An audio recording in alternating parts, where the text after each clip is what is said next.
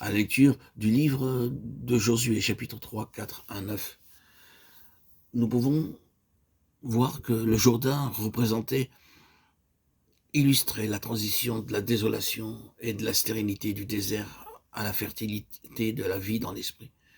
Ils avaient tellement vécu en eux-mêmes dans leur propre vie, la vie naturelle avait eu un tel ascendant sur eux-mêmes, leur propre intérêt, les avantages ou les désavantages personnels avaient occupé un tel espace dans leur horizon. Si les choses par rapport au dessein de Dieu n'étaient pas faciles, mais étaient contraires à leur propre nature, ils étaient pleins de murmures. Si les choses allaient bien, alors bien sûr, ils étaient assez portés tout naturellement à se réjouir. Ils étaient sur la base naturelle d'un côté comme de l'autre. Ils étaient naturellement réjouis parce que les choses étaient faciles. Ils étaient aussi naturellement murmurateurs parce que les choses étaient difficiles. C'était la vie naturelle, ce désert stérile qu'il y avait en eux. Un désert extérieur, mais aussi intérieur. Désormais, le Jourdain met un terme à tout cela, typifiant la transition de la vie naturelle désolée et stérile dans la chair vers une vie dans l'esprit. En effet, cet homme auquel Josué était confronté comme représentant de Dieu n'était, je crois, nul autre que le Saint-Esprit, l'Esprit de Dieu, le capitaine des armées du Seigneur. Il est le chef de l'armée de l'Éternel, Josué 5, 14. Il s'appelait ainsi lui-même. Quand ces paroles que nous citons souvent, ce n'est ni par la puissance ni par la force, mais c'est par mon esprit, dit l'Éternel des armées, Zacharie 4, 6, est employé par le prophète. Vous savez que la citation littérale, c'est non par une armée, mais par mon esprit. Ici donc, nous avons le capitaine des armées du Seigneur, l'esprit, et à partir de ce moment, il va exercer sa charge. Et quel résultat il obtiendra? Il y aura la vie dans l'esprit. Oui, désormais, il y aura de la fertilité, non pas une vie sans chute ni erreur, car ces choses arrivent, mais une vie ajustée à l'esprit. Cela devait être une vie de progrès, une vie d'accroissement, une vie d'enrichissement constant, une vie leur permettant d'entrer dans leur héritage. Toute bénédiction spirituelle dans les lieux célestes en Christ, Éphésiens 1, 3. De la stérilité du désert à la fertilité de la vie dans l'esprit, c'était la signification du passage du Jourdain. Maintenant, abordons le point capital de tout cela.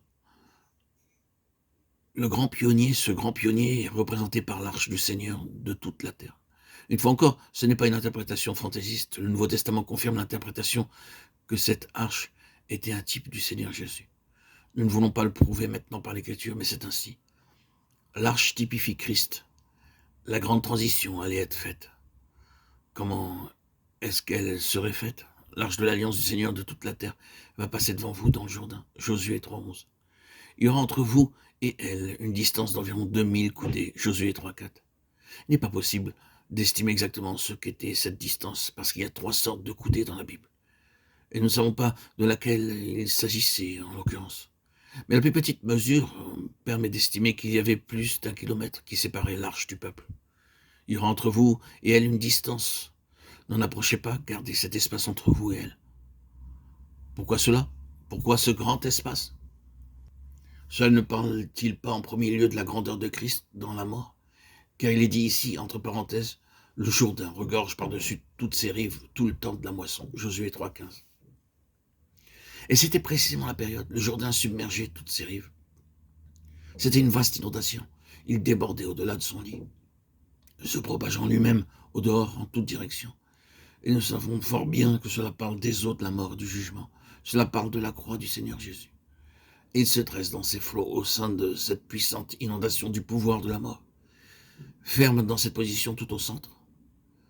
Ferme dans sa profondeur, sa longueur et sa largeur, en arrêtant les flots. Combien est grande la mort de Christ? La mort n'est pas une petite chose. La mort est une puissante et accablante inondation. Il en a sondé ses profondeurs, il en a pris la mesure. En mourant, il a détruit la mort. Il est là. Il demeure debout dans la mort. La mort a perdu son pouvoir. La mort est rejetée en arrière. Il interdit à la mort d'aller plus loin.